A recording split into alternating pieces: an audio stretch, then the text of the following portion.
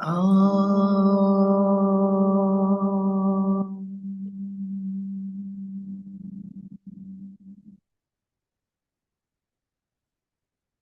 Om.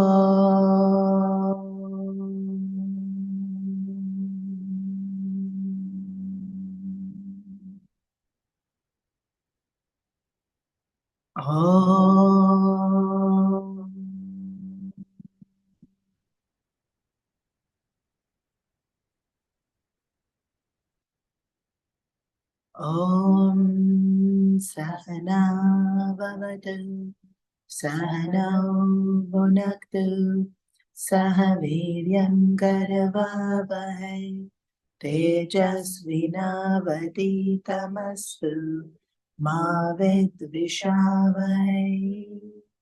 Om Shanti Shanti Shanti. Guru Brahma Guru Vishnu Guru Deva Maheshwara Gurureva Param Brahma Tasmai Shri Gurave Namaha. Chinmayam yapi yat sarvam Trailokyam sacharacharam Tatpadam darshitam yena Tasmai Shri Gurave Namaha. Om Shri Chinmaya Sadgurave Namaha. Om Shri Chinmaya Sadgurave Namaha. Om Shri Chinmaya Sadgurave Namaha. Ramaya Ramabhadraya Ramachandraya Vedase Raghunathaya Nathaya Sitaya Pataye Namaha.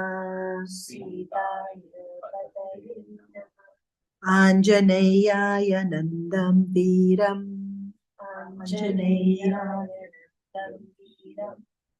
To figure out that chant. Janaki Shokanashanam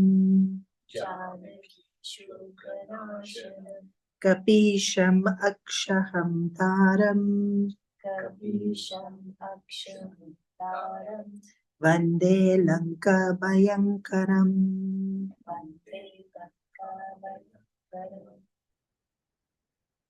Got myself sorted out and wrote it in the book so the paper doesn't get lost. We have to invoke Ramchandraji before we start narrating his glories. So there was a question about how to practice this directing our desires towards Yagna. So I said that when Dashrath Maharaj wanted a child, Guru Vasishtha said, do a Yagna. So use Yagna as a way to get your desires. And I did talk a little bit about it last week, and of course, something in our everyday lives, things that we can do are when we do win-win situations. So I benefit, but whoever I'm working with also benefits. And sometimes that can be as simple as paying somebody like a not above market value, but decent, right? Like don't try and milk the person for what they were. Remember, it was a very well learned lesson.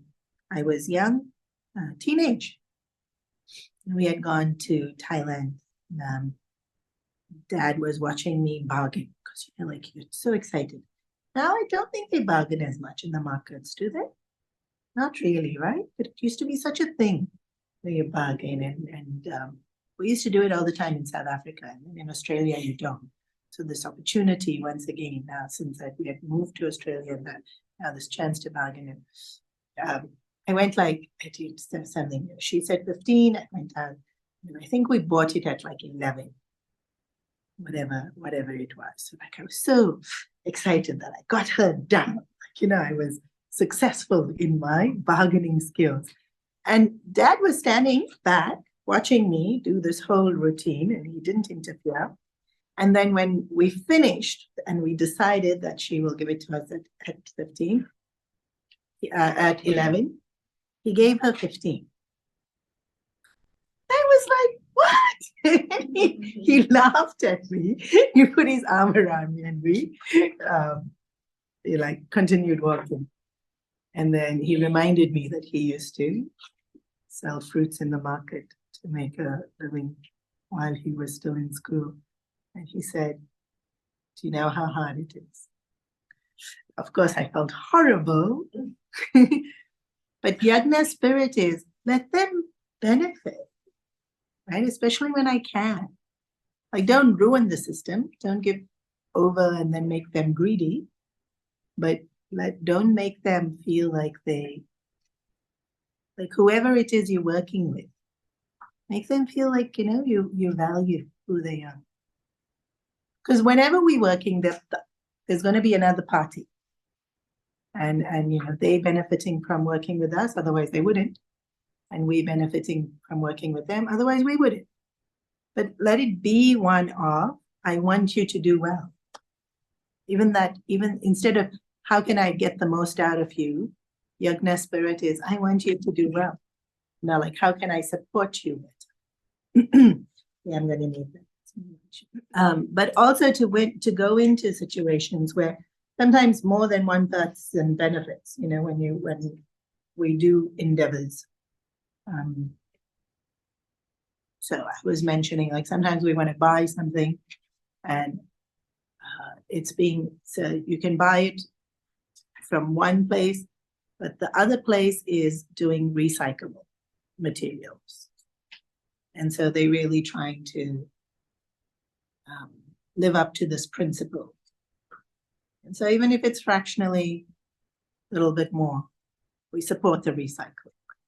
I need the product, but what I choose to do, so basically the principle is, let it benefit more than me. Somebody else should also benefit from me getting my desire. Whether it be, a cause. So again, I was mentioning so many, like these Indian snacks now we buy, and of course, Haldiram is stalwart. They were in the market first, and everybody knows Haldiram, and they've done so much. Actually, it's interesting, right? Like nowadays, advertisements aren't as impactful. But when TV was on and those advertisements, we still remember those people, right? And so Haldiram made their impression in everybody's head already when TV used to have advertisements. But now, so many ashrams or charitable organizations are using women in villages to make the snacks, and then they selling it. And so by buying, you anyways going to buy it. You anyways enjoy eating it, but you're supporting a whole community.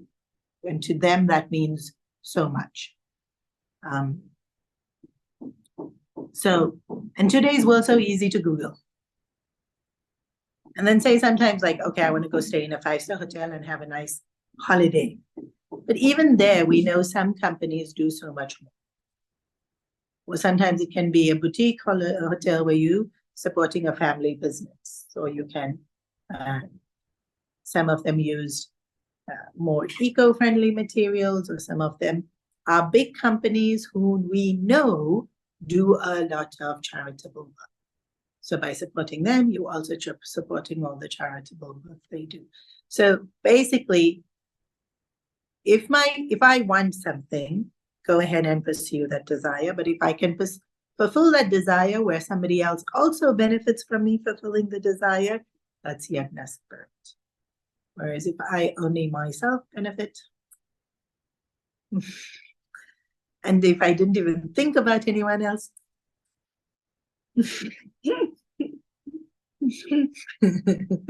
I think I had this sweet young 14-year-old coming, her parents, family member was like so frustrated that, they can get so tamasic, these teenagers. They can become so slouchy, grumpy. So they were like, please take her, take her, take her, do something with her. I'm like, so I have to deal with the grouchiness and slumpiness all day. So I said, okay, send. And she came, I think, for about 6 weeks to the ashram, 4 days a week. And I'd walk into the room, and for those of you who know a Hong Kong ashram, there's always something happening in Hong Kong ashram. Somebody's here, some project is happening. So she was working on the computer on something, and I'd walk into the room. She was eating Pringles. She had brought her little box. And I was like, you didn't offer me. Like, I wanted Pringles. And it was like the last one. It's like she looks into her box and it's empty. I'm like, so rude. It's, what would have been the harm of giving me one Pringle? So then next time round, she brings a little box of Pringle. Like, she's so shy, like she wants to. So much effort puts in, she comes in to one. And I'm like, no, but did you ask the helper? Did you ask Auntie Sunita? Did you ask this one? Like, there's more than me in the ashram. Go ask them all. And then it's such a simple thing to do, huh? I'm enjoying my desire. Did I consider sharing it? Of course we can. Right? Of course we can. Like, it used to be so ingrained in us. Give whatever you're eating, give a little. It used to be so ingrained in us. It's kind of a little bit wearing out. And so that Yagna spirit. Don't enjoy alone. And make sure you share whatever it is you are enjoying. And in fact, you enjoy it more when you share. Right? Sometimes I know, like, there'll be that in today's world, everything's available so easily. But like, like when we lived in South Africa and somebody brought something from somewhere which you didn't get.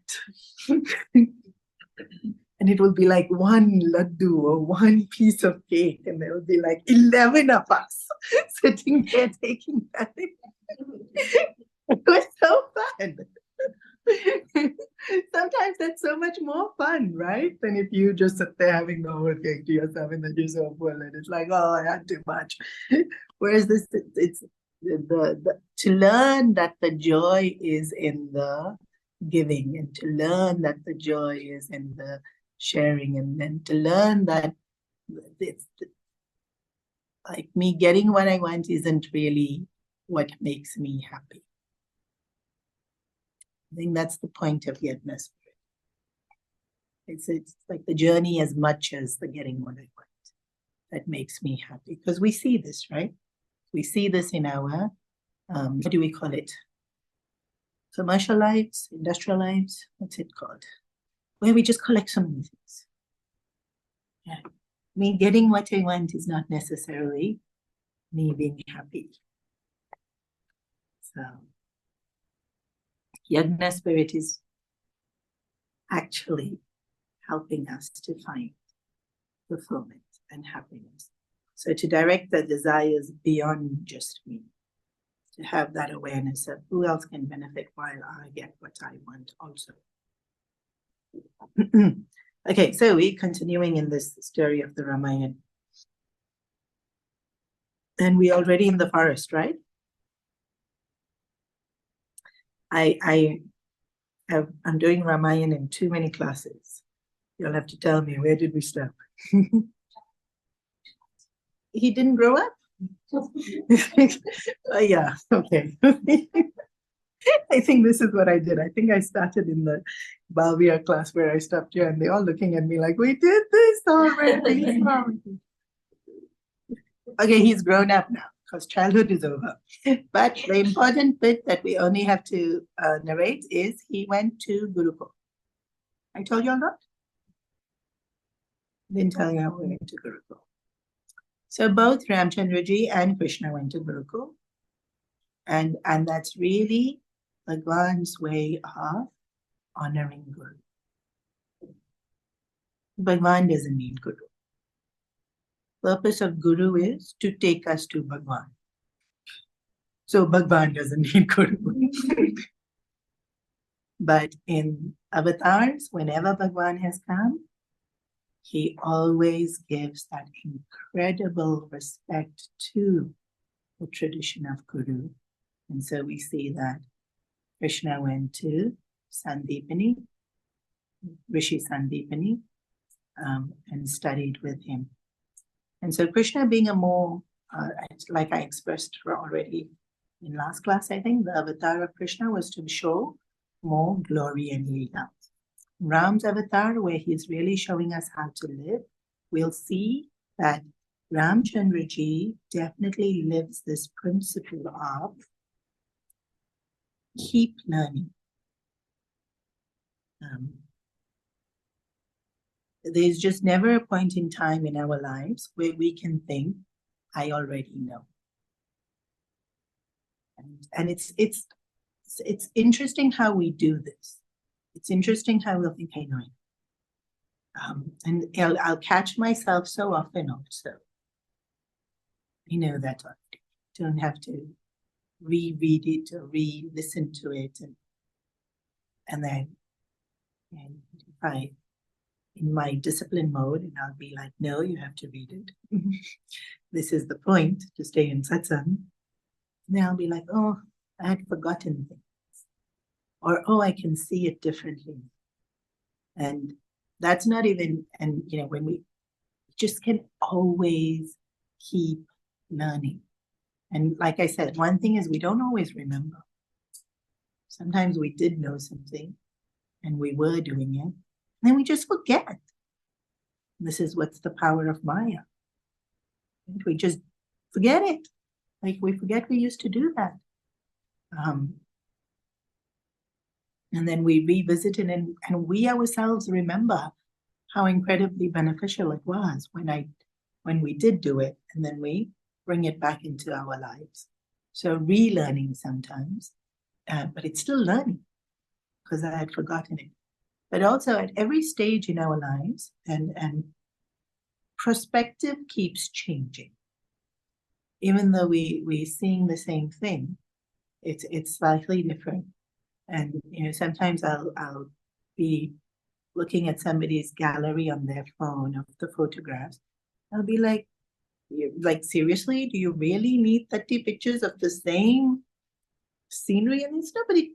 Look, it's slightly different. It's different. Like I was saying. Can I delete for you? Can I? But it's slightly different, right? Now, in a photograph on the phone where you're not going to really look after 30 years, it's like, does it matter? My personal thing that it doesn't, but it matters to them, and so let them keep it. But in our intellectual understanding, it definitely makes a difference when our perspective shifts. Even if it's a very slight shift, it can make a significant difference.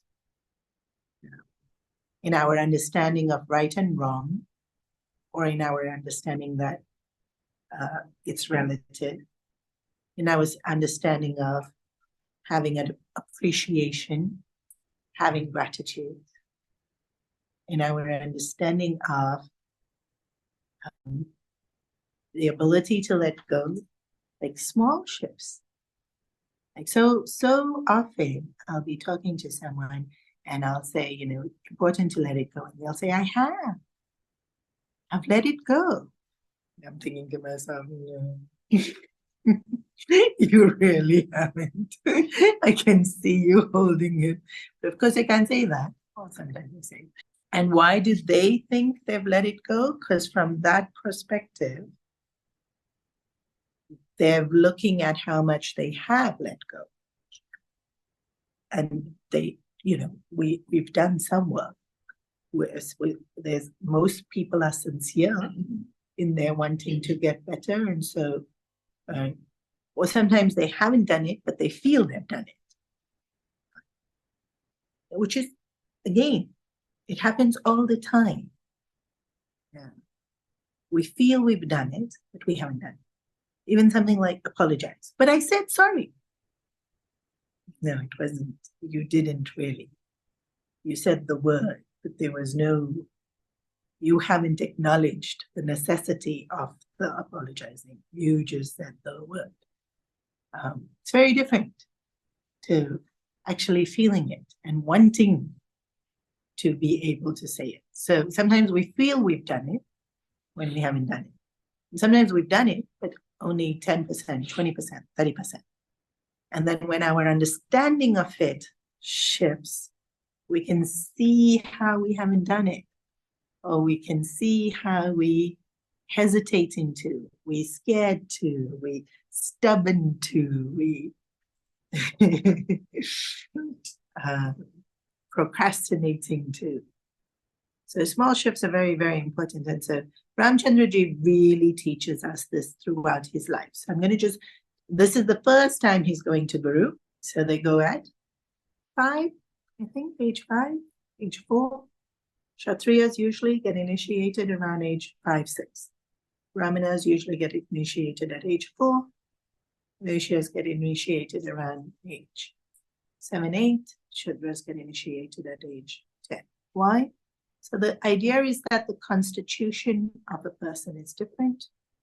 And so if you can think about it like Kshatriya is a more hyper, the 4-year-old is not going to sit down and listen. So kind of have to wait for them to be 6 before they're going to sit down and listen.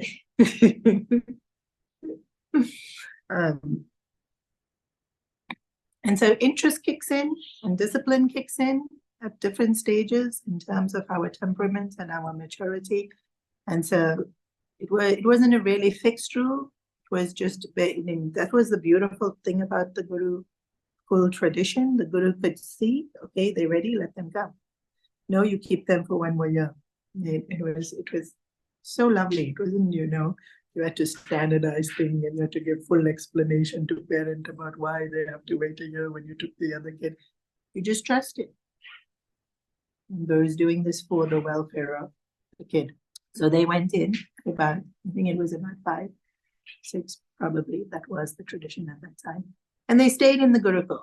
And in the Gurukul at one point, I'm not sure who it was, Lakshman, Shatrughan, one of them, looks over at, the bed, which is on the floor, and thinks, we princes, like, why are they making us sleep on the floor with everyone else?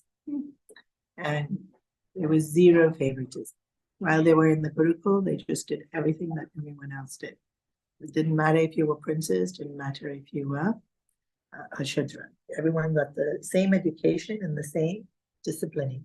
The reason was given by Ramchandraji himself. I think I mentioned this last time.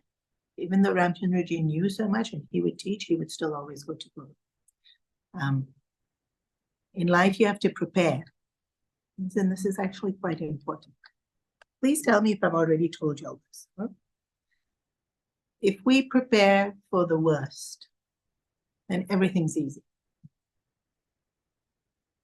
But if we think that, we are princes or we're going to just always have this, and then things change and that privilege or that comfort gets taken away from us, it becomes so difficult.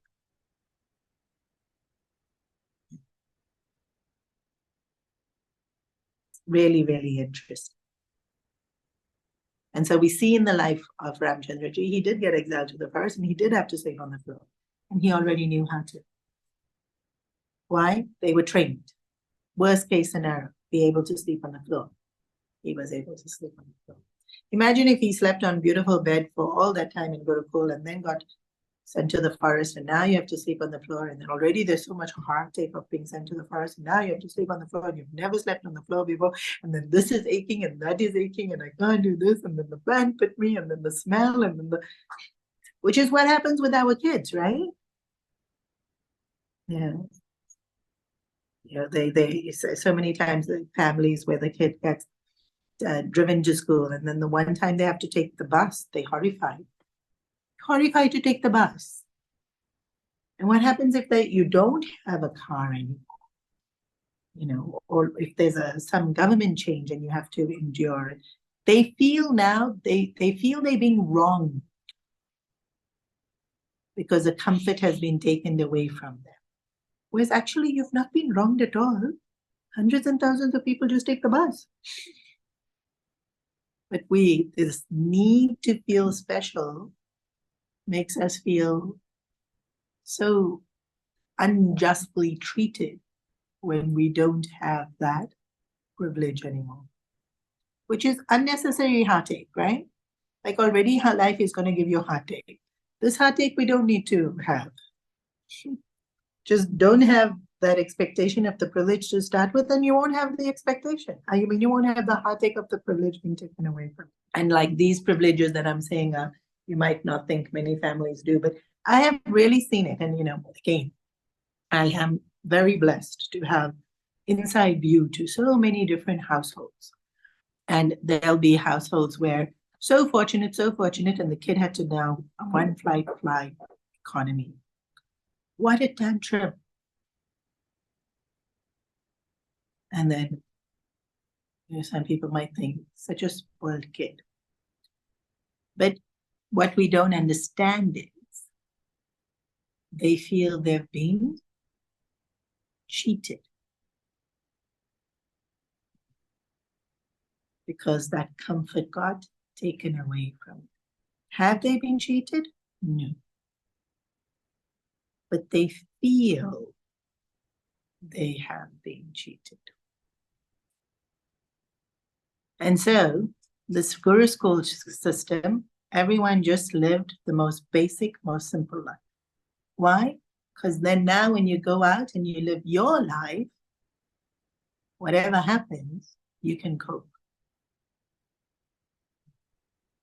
You don't have that noise in your head of being attached to the comfort or being attached to the status. And it's actually quite significant. We have to train ourselves to be able to do this. Again, I'm privileged, and I've seen families where, they're sharing 4 people in the room, 5 people in the room, like literally, this is how they live. And then one person leaves. So now instead of 4 people there in the room, there are 3 people in the room, and they're all like, there's so much more space. They're so happy. It's perspective, isn't it? And somebody who's lived alone, tell them to go live in a room with 4 people, they can't cope. They get anxiety, they get upset, they get irritable, we should be able to cope. When will we be able to cope? If we've done it. If we think we could do it when we have to do it, but I'm not going to do it now, we're lying to ourselves. Make sure you actually do it. When I moved to India, and then from Australia, when I lived in the ashram, already eating the food in the ashram was already a huge difference to eating fancy Australian food on an occasional basis, and then very nice home cooked food on a regular basis. Then you go to ashram, and okay, today ashram is like 300 times better. You must remember, this is going back 25 years. Ashram was a lot more poor, didn't have as much resources. And I think I've already told you, I ate the same single dal every single day for 2 years. And that was fine. I didn't even for a moment complain. Oh, maybe. And I cannot say I didn't complain, I complained. But not so much. Because at the end of the day, it was still dal. Ashram was so beautiful, and all the rest of it. And then I remember I got to Hong Kong, and we went for our first camp. And I had to eat the local Chinese food in the campsites. Now, if you go to the Chinese restaurants here, it's still okay, right? They still dress it up a little. But the campsite food, wow. And I have never had it before And it was so foreign to my palate. I was so dukhi.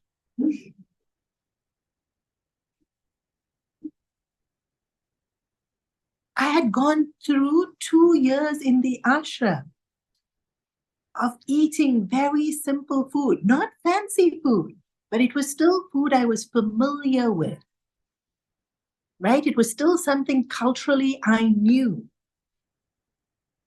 And then I come here and this was like foreign and I didn't like it. And I was hungry again. And then it's so interesting. That's what I'm going to focus on. And it's so easy to focus on that. And so, how much attention gets drained by our needing of comforts, our wanting of desires, is, you see, the way Ramchandraji lived, it did not feature. Wanting of comforts did not feature, and he was a prince. Even when he did get to go back and live in the palace, and then Sita ji had to be sent away, so much heartache did it. Desire did not feature. Whatever had to be endured was just endured. Really see this in Ramchandraji's life. And, physical things to be endured, you'll understand because I've given you all so many physical examples. And in the Gurukul, it was physical things. But it's only when physical things can be endured, then mental things can be endured. He had to endure giving up of kingdom. That's sleeping on floor is one thing. He lost a whole kingdom.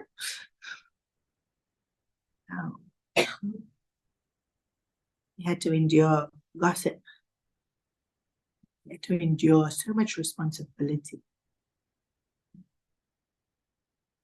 And he had to, even while in the forest, that sense of responsibility of, even when he was with Sugriv and the Vanara Senas, it was a lot to endure. They couldn't do anything during the rainy seasons. And so you just stuck doing nothing. And during COVID, a lot of people experienced that. So you just have to endure it. Nothing can be done. It's like you stuck in limbo. Very, very, very incredibly frustrating. It's so easy to become impatient. Endure. Until the seasons changed, and then Sugriv sent out the armies and all the rest of it. But the ability to endure something like that, which is a quality, a mental responsibility of feeling stagnant, of feeling of insulted, of feeling the load of responsibility. All of these, we need to build up our ability to endure, to endure these kinds of things, which we rarely see in Ramchandraji's life. Okay, so he went to Gurukul, and Gurukul for Ramchandraji was very, very nice, very, very pleasant. And I emphasize again that always learning.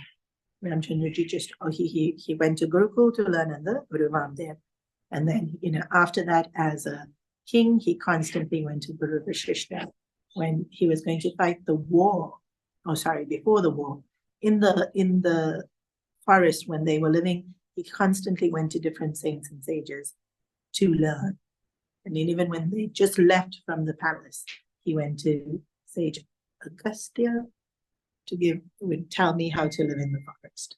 And then before the war was fought, he went again to, who did he learn this from? I forget who he learned it from. He learned Aditya Hridayam as the way to prepare yourself to fight the war. And so every stage, whatever he had to do, he learned from a guru what had to be done. And then he went and made sure he had blessings of Guru to do. This is so important. When we do things with the blessings of elders, when we do things with the blessings of Guru, it's a different flavor in terms of our work. And the thing that it maintains, that which is probably the most precious, is that it maintains that quality of humility. Because the minute we lose humility, all virtues become hard to practice. And when we have humility, automatically all other virtues get practiced. And so that idea of going to teacher, learning, and then doing. And so again, when we talked about Yagna spirit, it's not that I did. It's somebody guided, I am blessed, I did. And then even if I used my innovativity and even if I used my intelligence and all of that, but I'm able to do this because of the grace and blessings of having gotten this knowledge and their blessings with me as I went and did it. And so it's never just me. Okay, this is another way in terms of Yagna spirit. It's never just me.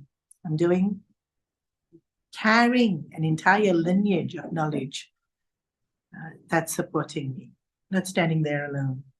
It's almost like I'm leaning back on, these traditions that have given us so much wisdom. So that their phase in the Gurukul was really nice. And it was a time when the four of them bonded really, really beautifully with each other as well. There's not too many stories of exactly what had happened in the Gurukul, neither in Krishna's life or in Ramchandraji's life. And then they come back to the palace. And so this was the bit I thought we were going to do today.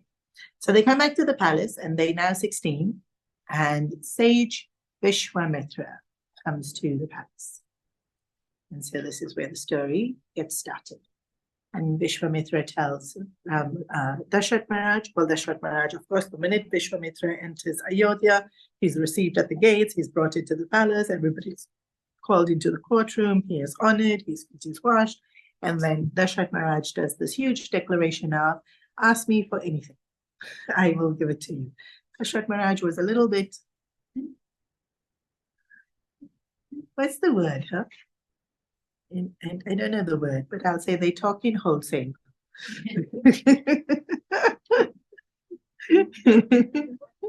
So you cannot deliver this, but they'll just say.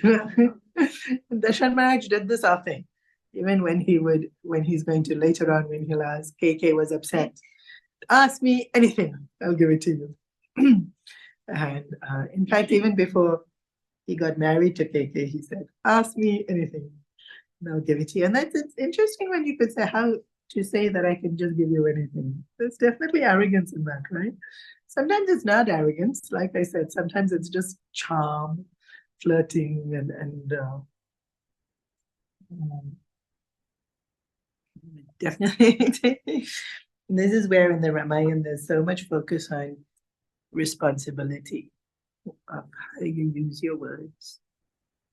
Be responsible with your words. And be responsible with your words is such a loaded instruction to be given. You have to think so much before talking if you have to be responsible with your words. Because even the choice of the word that you use, the tone that you use, intention with which you're saying it, that's the instruction. Be responsible with your words. And Dashrath Maharaj is your classic example of not being responsible with his words. And what was he doing? Just being, like, you're pleasing the person. The person will be happy if I say, ask anything and I'll give it to you. It is not responsible. To please the other person is not responsible. I should actually be able to deliver. And so immediately, Vishwamitra says, I want Ram to come to the forest. And immediately Dashrath Maharaj says, no! Very dramatic.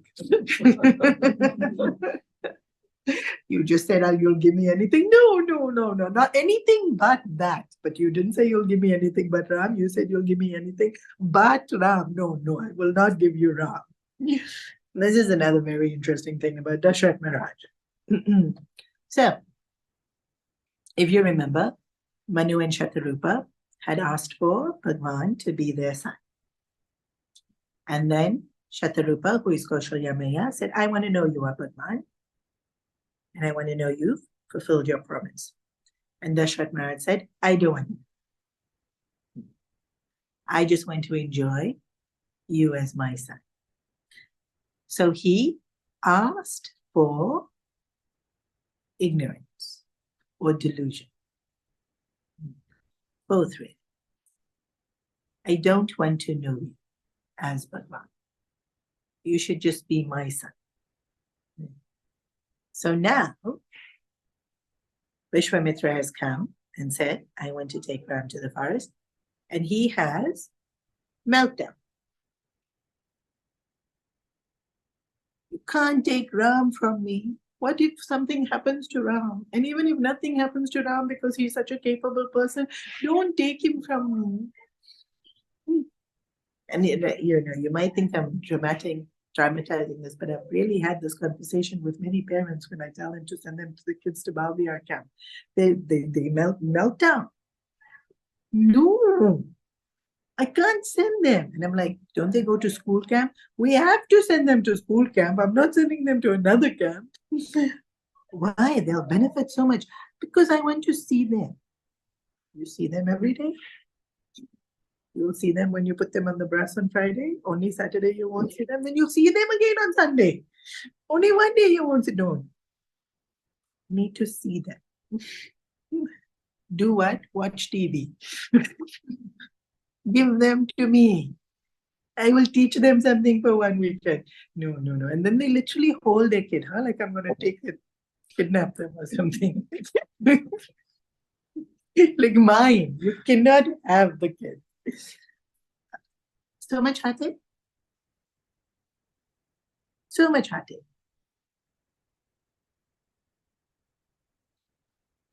One day you're going to have to let go. And then they're going to answer back and have their own mind, do whatever they're going to do. But the Kaushalya Maya was fine. She had knowledge. You watch her in the story of the Ramayana. Kaushalya, even when Ram gets sent to the forest, Kaushalya Maya, okay, she cries, she's upset, she misses him. Normal human emotions. Dashrath Maharaj dies from grief.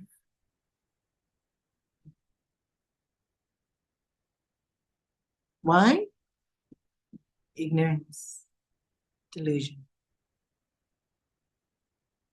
Same, both parents, same kid, same event. Kaushalya Maya is sad, not to say she's not sad. She continues to live for the kingdom. She continues to support the other queens. She's Bharat's strength. Bharat's devastated that this has happened. And he blames himself. And you would.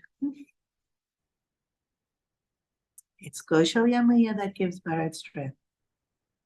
Bharat needs to have strength. He needs to rule the kingdom. She's lost her own son, but she has enough strength to do what needs to be done to help people around her.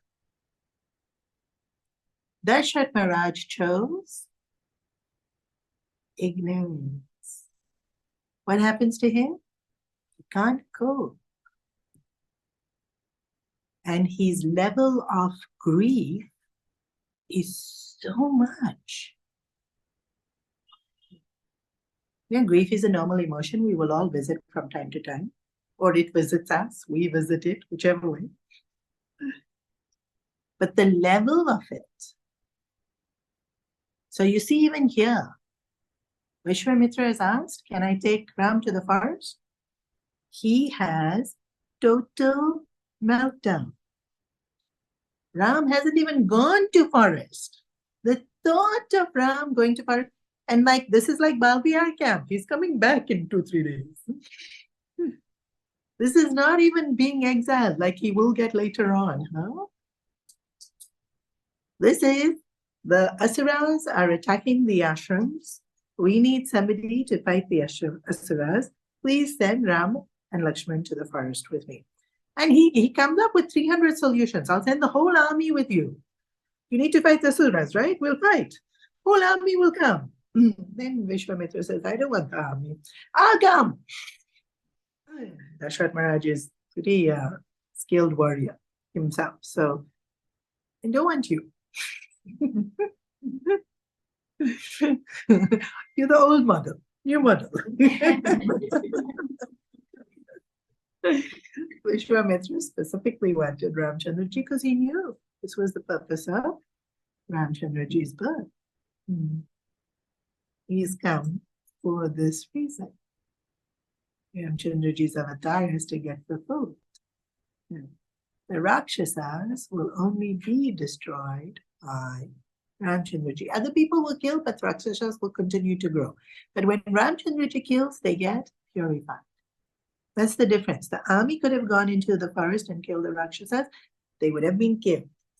Then instead of those 100 Rakshasas, another 100 Rakshasas will come. But when Ramchandraji goes into the forest and kills, the forest becomes purified. And the Rakshasas that were killed become purified. Very, very different if Ramchandraji goes and somebody else goes. And so Vishwamitra is very clear in this vision, and he wants specifically Ramchandraji to go in the forest. And so then Dashrath Maharaj is having this meltdown, saying, no, no, no, no, no. And Vishwamitra says, go and get guidance from your guru. So you see that he's always getting turned back to good counsel, which is another thing about ignorance. Because ignorance is overwhelming, then we have to constantly turn back to where we get counseled in the right direction. So Kaushalya Mata is not constantly saying, go and ask your guru, go and do it this way. Kaushalya Mata, having knowledge, already knows, already has that frame of mind. Dashrath Maharaj, who chose ignorance, now has to constantly seek help. This is the thing when we're ignorant, right? We just constantly need help. We become dependent. And when we have knowledge, we're free. And we never have enough, because remember, Ramchandraji is telling us we can constantly learn. So going to Guru doesn't mean that, we're useless. In fact, even once we have knowledge, to go back in that sense of humility and to know that there's always more to learn. But here it's different that I want to learn and I go to, I don't know what to do. And then that desperateness to be able to. And so Sage Vashishta reminds Dashrath Maharaj that when Ramchandraji was born, an astrologer had come. I didn't tell you all this story. The astrologer was none other than our Lord Shiva. Lord Shiva loves Bhagwan Vishnu. Bhagwan Vishnu loves Shivji. They have this very sweet bromance. Of course, they're the same, but in terms of devatas, they are separate. And then if you think of this love that they have for each other, and you take away the personality or the personness of it, and you think of the principle of sustenance, loving the principle of transformation, right? Because that's what Shiva is. Constant transforming. Destroying off what's needed to create space for what is needed. So it's so beautifully harmonized with the principle of sustenance, maintenance, or growth. which is what Lord Vishnu is. Vishnu is preserver. But preserving isn't maintaining status quo. Preserving is that sense of evolving and growth and being nourished. Right? And so like the plant shouldn't just be alive. It should be flourishing. Not just there. It should be lush and grow and bear fruit and give and home whatever it's supposed to home.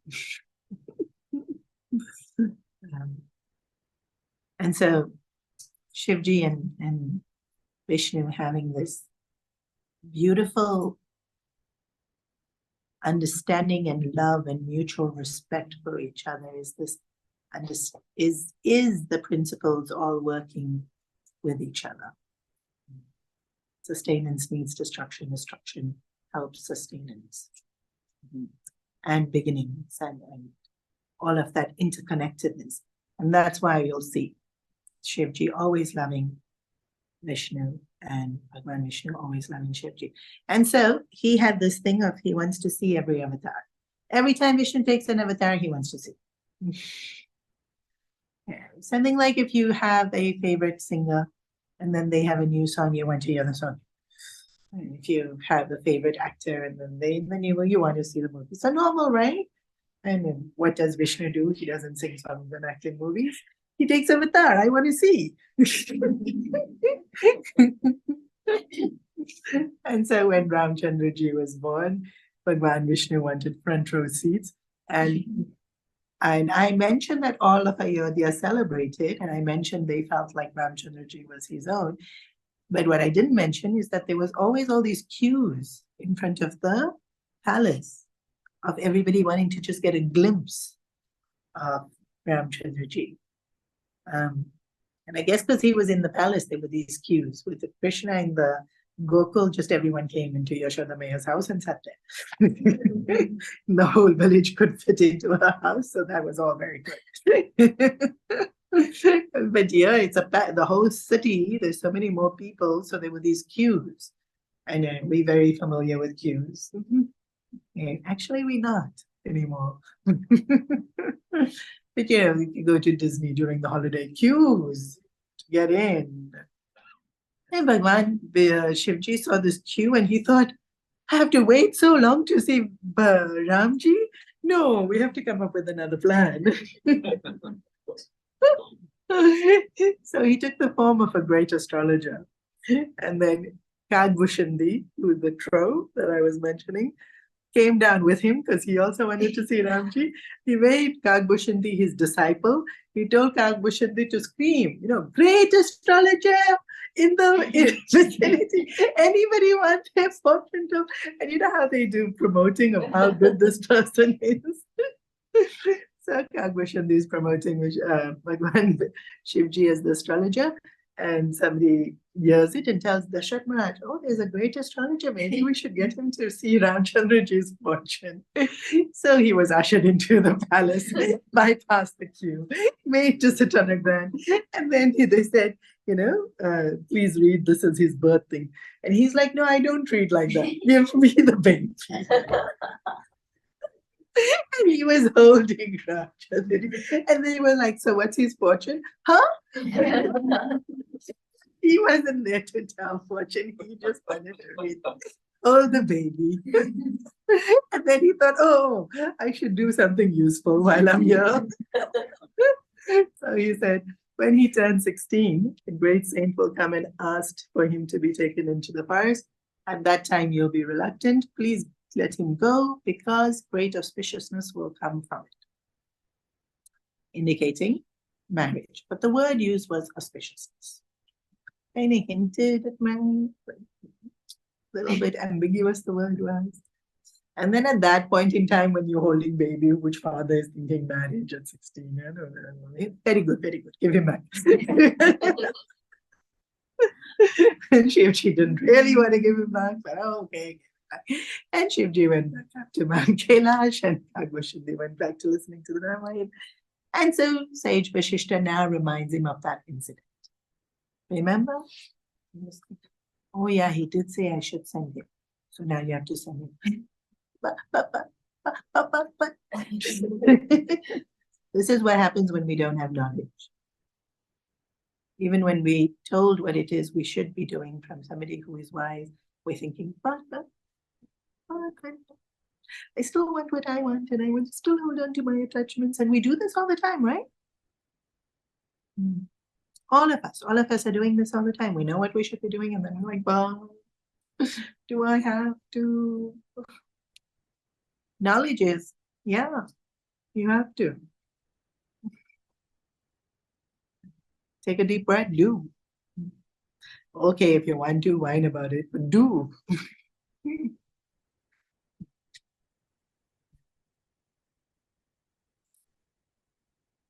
So, Dasharatha Maharaj finally agrees for Ramchandraji and Lakshman to go into the forest. And then he's also very cute, and he's like, why don't you take Bharat and Shatrughan also? And then they all have company with each other and they don't get bored and they Vishwamitra was very clear. I don't need so many. Two, I want Ram and Lakshman. And what was interesting is that the minute, so they were called, of course, great saint has come into the city. The sons were called into the palace to be in his presence, to be able to benefit from being in the presence of the great saint. So Ramchandraji was there when this was being suggested, that he has to go into the forest. And he was ready to go. This is also another thing we see about him. One, like no attachment to comforts, but also very clear. Even though father is saying like, no, he knew, I have to go. Because of course, if the saint is asked, and it's not ordinary saint, it's Vishwamitra, who is so well reputed. It's what has to be done. And so we see that, and then last week, I think I mentioned that we see from birth itself that one of the virtues he practices is obedience. And he's incredibly obedient. When he's told to do something, he just does. But here, when Dasharatha Maharaj was like, no, he's not just obedient. He also knows to think for himself and to do what's right, which will happen again at the forest when he gets exiled. Dasharatha Maharaj actually tells him, don't go. Don't listen to her. Disobey. He actually says, disobey. I know you won't, but disobey. Ramchandraji doesn't just listen. He thinks for himself. He knows this is the right thing to do, and so I'm listening. When it's not the right thing to do, he doesn't listen. He doesn't listen to Dasharatha Maharaj when he says, don't go. He has to go. He doesn't listen to Bharat when Bharat says, come back. He knows what's the right thing to do. So it's when he is obeying, it's following the virtue.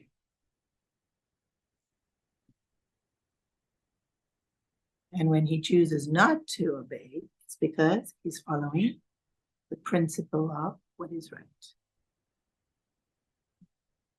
And see again, you need knowledge for that. You need to know when it applies and when it doesn't apply. Which one, what to give priority to. Like Vishwamitra says, obey Vishwamitra. Father says, obey father. You need to know which one to be able to listen to. And that needs knowledge. And so they go into forest. Now this bit is very, very exciting.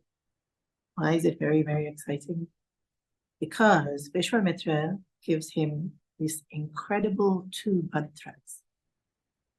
The mantra of you will never get hungry and you will never get thirsty. How cool is that? There's a mantra. The minute you start feeling hungry, you just chant this mantra and you're full. You all want to know this mantra, don't you? Even I wanted to know the mantra.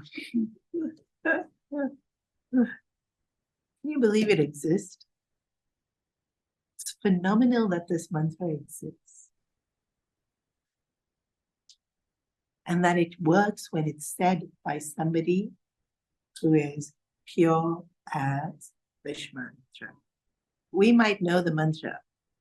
Is our mind strong enough to hold it? Our minds have to be able to hold it, right? Like it said that Arjuna's Gandiva bow was so powerful, it was also so heavy. And so other warriors couldn't even pick it up. Never mind shoot it, they couldn't even pick it up. You have to be strong enough to be able to wield such a weapon. These mantras are incredibly powerful. Our minds have to be strong enough to be able to use them. They're very cool. They had this wonderful satsang the morning after they left the palace, when they woke up early in the morning at sunrise. They did their Sandhya Vandan, and then sitting on the banks of the river, Vishwamitraji gives them the mantras. Of course, Ramchandraji doesn't need this mantra. He already knows it. But this is the whole point of the Ramayana. He learns it from Guru. And he will use it, He'll use it. From this on, from when they live in the forest for 14 years, this mantra comes super handy. And that's it. And that's the other thing you see here. Vishwamitra taking Ramchandraji to the forest now is actually, once again, just like Guru Ramdev did by making them sleep on the floor, once again, it's preparing them for what has to come. Fighting these Rakshasas here now during this trip is to really prepare them from what is to come. And so he's going to be living in the forest for 14 years. To have these mantras are so useful. And they also give him the mantra of not needing sleep, which Lakshman ends up using for 14 years. And so sometimes we wonder, well, I don't know if you all did, but I know as a kid, you hear that how these people live in the forest and meditate and do tapas. You think that, how did they go bathroom and what did they do for this? And did they wash their hair? Did they have shampoo? And how did they live? And so many things were just through mantras. Even till today, in the Himalayas, there are saints who don't need to eat food to live. Just by seeing the food, you can get the nutrition. You don't have to eat it to get the nutrition. Just by seeing it, you can get the nutrition. And when the mind is strong enough, you just think it, and you get the nutrition. Till today, there are saints that have this ability. And so when we hear in the mantra, in the story of the Ramayana, that there was this, you could do this. You could think yourself full. You could think yourself awake. You could think yourself clean. The mind has that much scope. Like really, the mind can do incredible amounts of things. The other thing that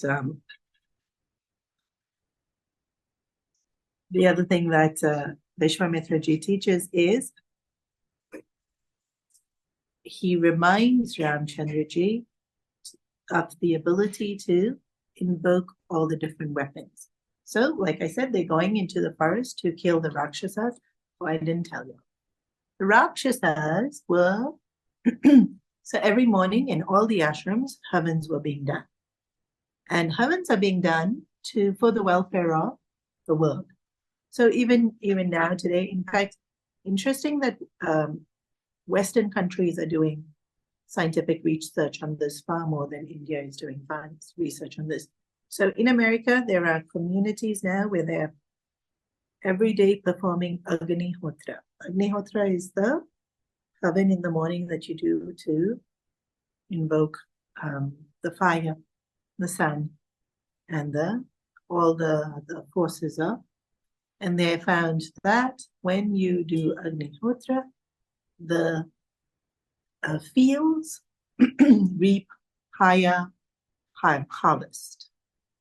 And if the carrot grew 8 centimeters somewhere else, here it grows 10 centimeters. So one, there's more carrots, but two, each carrot is also bigger and fuller. And this research is all being done recently, huh? And so what they're doing? Havan. By doing havan, it purifies the air, it nourishes the earth. It cleanses the water. And so nature is nourished by havan, yagna. So they weren't doing yagna to get sun, to get rich, to get healthy. No. They were doing yagna every single day just to nourish earth, surroundings, people. So while they were doing this, the Rakshasas would come and take all horrible blood, feces, urine, and drop it into the ashram over the yagna. Why? To disrupt the yagna. And so this is an important point because Bhagwan will only take avatar when those who are trying to do dharma are being obstructed in their ability to do dharma. So right now, if you and I want to do dharma, do. Nobody stops us. That's why there's no avatar right now. When will an avatar come? When people are trying to do dharma, others will stop them from being able to do that dharma. To some extent, that still is happening in today's world. Apparently, there's a video that's gone around in social media of this person in New Zealand who has released all this information on the death rates of people who have taken the vaccine. And then he was arrested for releasing this information. So he's trying to show something that the public should become aware of. And then we hear this, right? He does. So people trying to do good are being obstructed. So we definitely in Kali Yuga. But it's not on an individual level just yet. If you threaten somebody's profit, then you're not allowed to do dharma. If your dharma doesn't threaten my profit, okay, go do. If dharma threatens my profit, stop your nonsense. So Kali Yuga's here because in Satyug,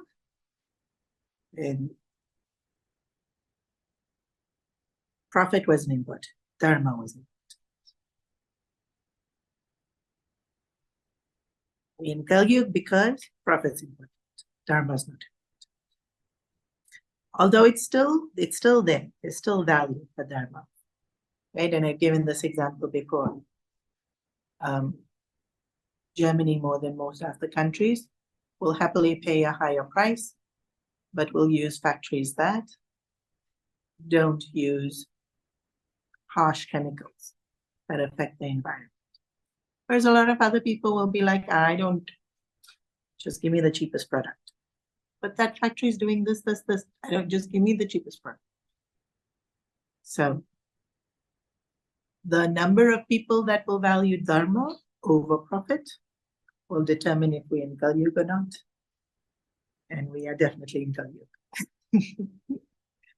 But we're still not so bad because there are still people who will value dharma over profit. So the Rakshasas, firstly, Rakshasas don't wake up early in the morning. But they make this effort to wake up early in the morning to come and destroy the havan is dedication to a dharma.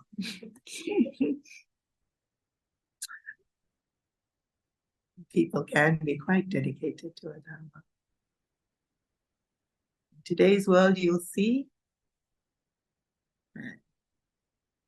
This is really old now, but I came up on my feed recently. Like some movie will get released and then racist comments. We make it a point to go and put there insulting comments dedicated to Adam. Rakshasic tendency. Put in effort to trouble other people.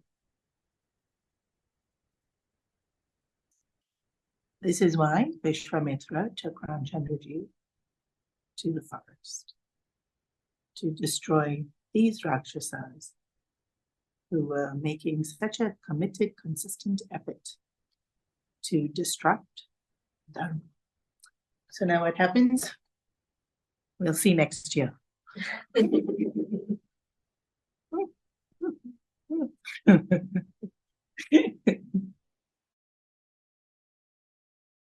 Don't worry. What to do now? Time's up.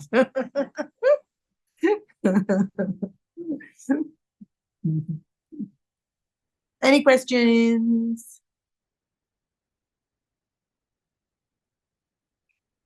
Y'all have to remind me the exact spot I stopped. You have to tell me he hasn't yet killed the Rakshasas. He only got the mantras of how not to be hungry. Oh, and the weapons. I didn't tell you all about the weapons. He got the mantras of how to use all the weapons. Because he had to go fight Rakshasas, then I went into the whole spiel of what are Rakshasas. I forgot to tell you. Vishwamitra was teaching him these mantras. And he was teaching him the mantras of how to just think and twing, the weapon will just appear. I'm serious. If Krishna did this, the chakra would come into his hand. It's true. I remember once when Guruji was here, I think I've told you all this story. He walked in and then there were some people to visit him and I saw that, oh, Guruji needs it. So I quickly brought the chair and then Guruji sat down and then they said, Guruji, will you sign my book? And I ran and I got the pen and I gave Guruji the pen. And he said, this is, like Ramchandraji. He wants bow, it just comes in his hand. He wants sword, somebody puts it in his hand. Same thing. See, I want pen, it came. I want this, it came. But that was me or some other Sevika running around and getting it for him. Whereas with Ramchandraji, really, he just has to think Shringara, right? That's his name, the name of the bow, Sharanga. Sharanga. Yeah, the name of his bow and arrow is Sharanga. Name of Chakra also, we know Chakra. He had so many other weapons. If he wanted Shiva's Pashupati, he just had to think it, twing, it would be in his hand. How? Power of mantra.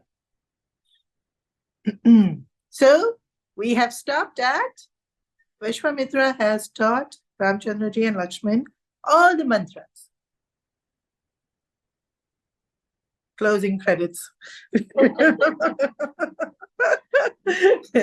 Any questions?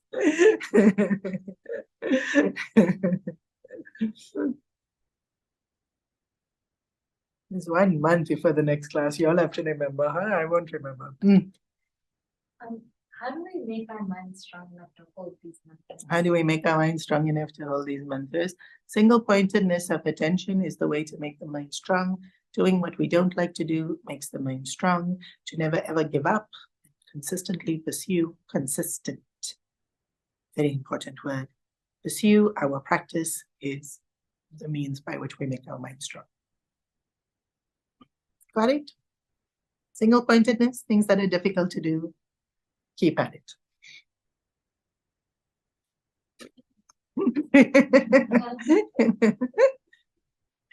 I speak truth. Haji. Having pure mind is different to strong mind. She asked strong. I answered her question. She asked how to make mind strong. I told her how to make mind strong. She didn't ask how to make it pure. Japa, japa, japa, japa, japa. There's only one way to make the mind strong. Anything to do with Bhagwan. Look at him, listen to him, listen about him, say his name.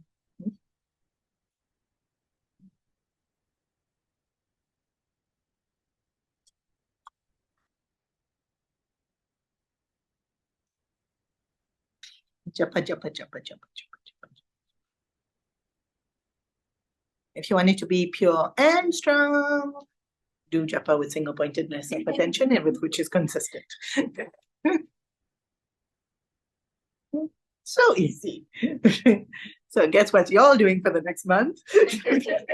Then maybe I'll tell you all the mantras.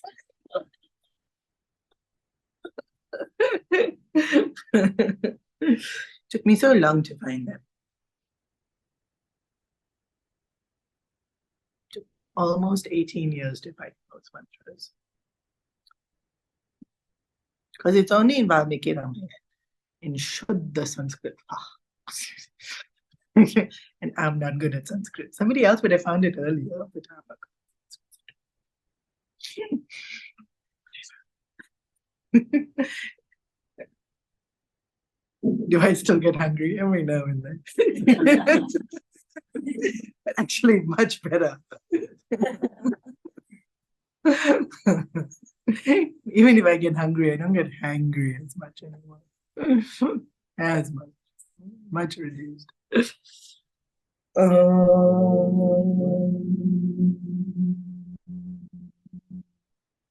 Sarve bhavantu sukhina, sarve santu niramaya, sarve bhadrani pashyantu, ma kaschit dukhabhag bhavet, asato ma satkamaya, tamaso ma jyotirgamaya, mrityurma mritangamaya.